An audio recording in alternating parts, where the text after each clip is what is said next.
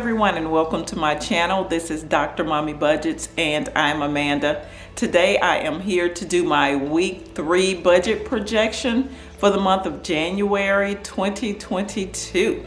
So if you're interested in that sort of content, then please stick around for the remainder of the video. Y'all, it is early. So early. I am up early on this fabulous Friday morning doing this video super early because I actually have a carpet cleaning appointment, which is going to be early. So I'm gonna have to get my buns up off of this floor and out of the way in time. So we are going to dive right into this budget projection. So for those that are new to my channel, welcome. And for those that are not new, welcome back. Here on this channel, I talk about pretty much anything related to finances. Then somewhere midweek, I tend to have a cozy chair conversation where I pretty much talk about anything I would like. Alrighty, so I am going to start by putting a screenshot of my budget projection up so that you can follow along with me. Let's dive right in. All right, you should see that information there now. I actually have a quote for today, guys. All right, my quote for today is, self-care is important to having a healthy financial life. Self-care is important to having a healthy financial life. And what I mean by that is you're gonna have to make sure that you take care of yourself so that you can be able to have a healthier relationship with money. So for example, for me, one of my primary self-care regimens is to work out, to be active. Okay, to go on a power walk, to run, to go hiking, to be outside in nature, to be up, moving and active, lifting weights here or there.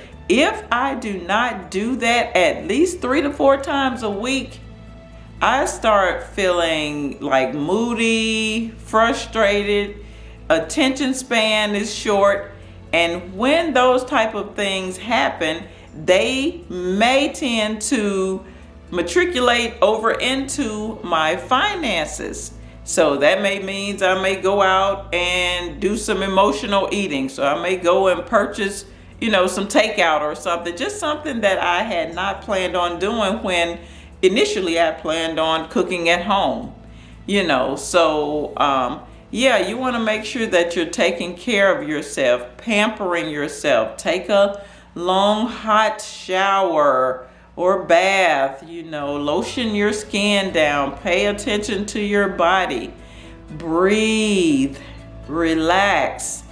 You want to just make sure that you are in the calmest state as you can, because if not, those emotions may kick in. You may make drastic decisions without thinking them through in the area of finance, meaning you may make a emotional purchase that you hadn't intended on doing. So you want to make sure that you are taking care of yourself. And self-care for you may look totally different from self-care for me.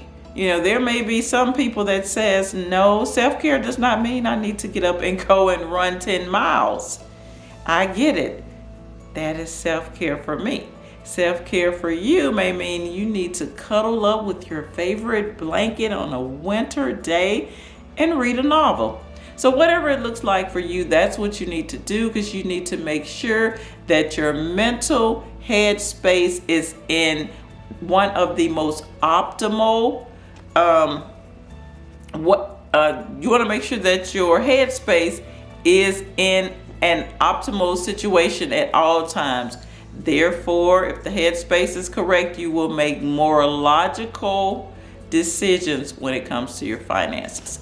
All right, let's get this going. Week 3 budget projection, Friday, January the 20th, 2023.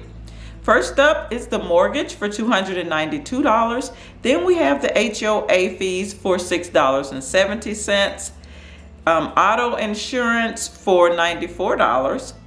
Auto insurance again, I have a second auto insurance separate policy for $62. And you'll see why in a minute. Life insurance for $21. Student loan for $100. Tuition or gas money for my children for $25. Household expenses, $148. College spending, $46. This is money I give to the two that are in college. Children's savings accounts, $28.50. Minor Roth, $20. Cushion account money or cushion account funds, $26. It's just a little padding of money that I leave in the account every week so that the account will not be at zero. That money tends to add up, and I kind of do things here or there that I don't project in my budget. And last but not least, it's the debt amount for $278. And as you see there, that is going to be put into the tuition account this week. I do a trade-off every other week. I'll send some money to the mortgage. And on the other weeks, I will send the extra monies toward the tuition account. So the total for this week is $1,147.20. I tend to leave $1,368 in this account every week to satisfy my projected totals.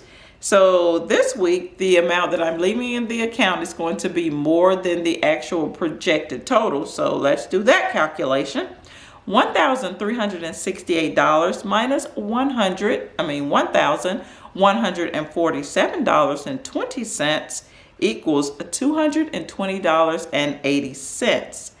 That number gets a blue cloud around it because it has a relationship with another number on the page with blue clouds. And as you can see, I do color coordinate my projections and my budget recaps because that allows me to visibly see these numbers and how they relate to each other easily. So that's why I have the colors. And also I just like colors. Colors make me feel alive. All right, so that $220.80 is the amount that I need to put away in the Bill's savings account this week because I will not be utilizing it. However, that's just here on paper until we finish all the calculations. Step 2 is to go back through these expenses, put a PA with a pink circle around it next to those amounts that I will not be actually paying or taking care of or doing an auto draft with this week. You see those numbers there. So then we're going to go back and get the total of that. So let's look at the third from the last line.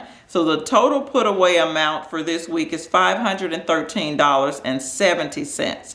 Of course, that's just right here on paper. We're doing our calculations on here until we get to the very end. Now, as I stated previously, you have the two numbers with the clouds around them. Both amounts I need to put away this week. So let's look at that next to the last line. We're going to add those two numbers together, or those two amounts together. $513.70 plus $220.80 equals $734.50. And that would be the total amount that I need to put away in the Bill's savings account, technically right here on paper. So that number gets a yellow line underneath because it has a relationship with another number with the yellow line on it. Speaking of that number with the yellow line, let's go back up to that line that discussed the auto insurance for $62. Now, I have two separate policies because, or I have them indicated on this sheet two separate ways because I do have two separate policies and I pay them at different weeks of the month, okay? So for this one, we're gonna pay that auto insurance with the $62 projected amount this week, all right? So, also before we do that, I'm getting ahead of myself, then we need to go back up through these expenses and put a purple triangle next to the items we will be taking care of this week. So you do see those items listed there. So now let's hop up to that auto insurance with the purple triangle because I will be taking care of that item, or it will be paid this week. Now, that auto insurance policy is $244 for the month. However, you see I'm only projecting $62 out of this week's pay. So I am going to have to go and grab the rest of that money out of the Bill savings account. That's why I put money in the Bill savings account each week, so that I can go back and pay these debts and not feel overwhelmed on the week that full amount of that money is due. Okay, so as you can see, I'm only projecting $62 out of this week's pay, but the total amount is $244. So I just go back in the Bill savings account, grab the rest of the money, pay the debt, and I'm done, or the transaction or bill, and I'm done. So let's do that calculation. $244 minus $62 equals $186. And as I just stated, that is the amount I need to pull out of the Bill savings account, technically right here on paper. So now let's go down to our very last line and deal with the two numbers or amounts that have the yellow lines under them. In this regard, we have one number, the $734.50, that we need to put away in the Bill savings account. However, I need to take $186 out of the Bill savings account to satisfy the insurance bill. So now let's look at the last line. $734.50 minus the $186 equals $548.50. Now that number gets a yellow box around it because that is actually what I will be doing with my monies this week. Because as you can see, one of those amounts I needed to put away in the Bill savings account, while the other amount I needed to take out. So we have to subtract those two numbers. So the amount or the moving of the money is what I will do. The action of the money will take on the action of the larger of those two numbers. And the largest number this week is that $734.50. And its action was to put it away in the Bill savings account. So basically that's what we'll be doing this week. We'll be putting away that $548.50 into the Bill savings account. And that amount will help me satisfy bills, transactions, whatever, in the coming weeks. So that's how I do my budget projection every single week, guys. I do it every single week. I know it looks like that there are numbers that are moving and shaking around the page, which it is. But once you get into a habit and a routine of writing out all of your expenses every single week, adding them up, then subtracting the amount of money that you leave in the account from the total amount of expenses that you need to take care of for the week, then you're done. That's really what it is. I just have a lot of expenses or transactions per week. So that is really all I have for this video, guys. Leave me a comment below and let me know what your budget strategy is. Do you have one? Do you have one? If not, I recommend you get one for 2023. It makes you accountable with your money. Your money just isn't flowing into your account, then back out of your account. You don't know where it's going. You're spending a larger lump sum over here. You're spending money over there. You have no recollection of where this money is and what your money is actually doing for you. So please do that. Make a budget. Tend to your money. Organize your finances, because remember, we are on a path to financial freedom, financial wealth.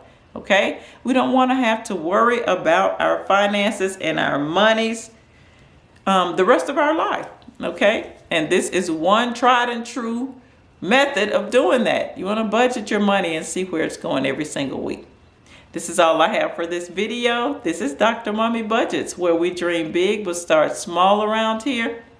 And I will see you in the next video. Peace. And let me get up off this floor before the cleaning company comes.